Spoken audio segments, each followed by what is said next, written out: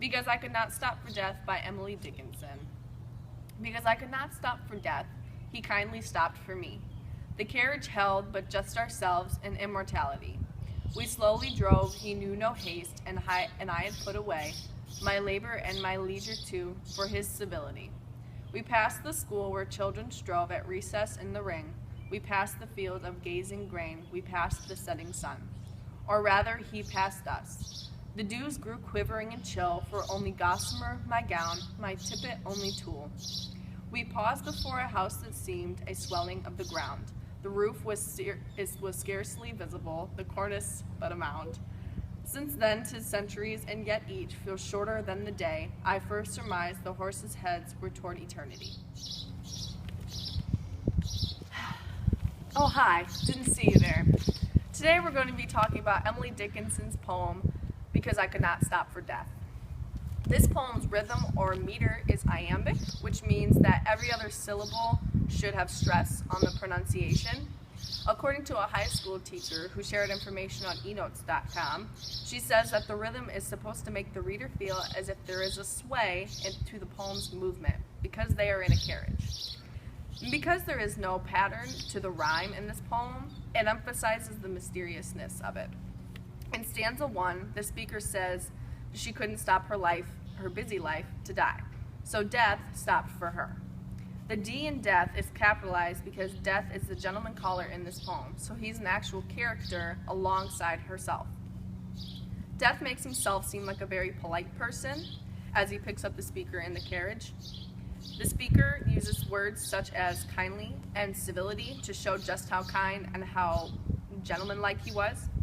Because she had a busy life, she happily put away her labor to go with death in the carriage. And she says, we slowly drove, he knew no haste. So this shows that the carriage ride is very slow along her journey to the grave. Immortality is also in the carriage with she and death. So the speaker supposedly doesn't think that it is the end yet, or that death is supposedly the end.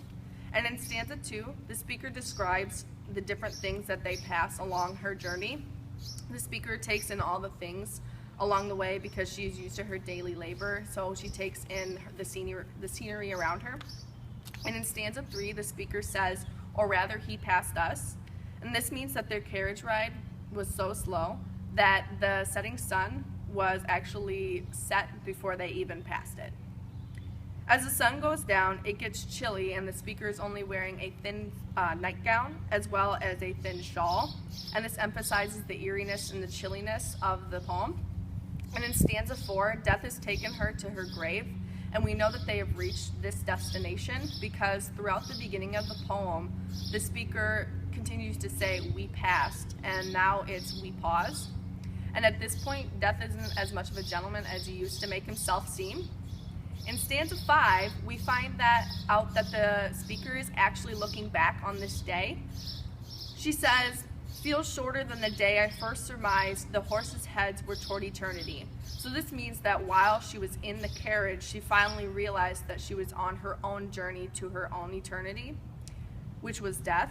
And the speaker is looking back on her journey after she died when she met death. So the speaker is actually dead, and she's speaking from past the grave. So Emily Dickinson uses a very passive tone towards about death because her overall look is that she's not exactly scared of it. She makes her speaker seem very willing to go into the carriage with death. So it shows that she's not afraid, and that when the time comes that it's something that she will accept and that she's probably already accepted.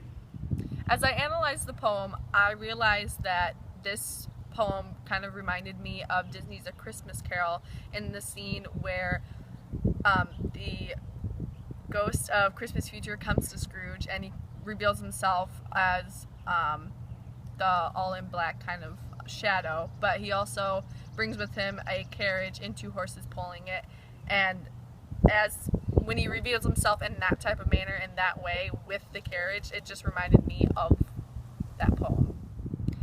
The difference between A Christmas Carol and the poem Because I Could Not Stop for Death is that the speaker in the poem is willing to go with death and she's not afraid, but in A Christmas Carol, Scrooge is very afraid and he runs from him.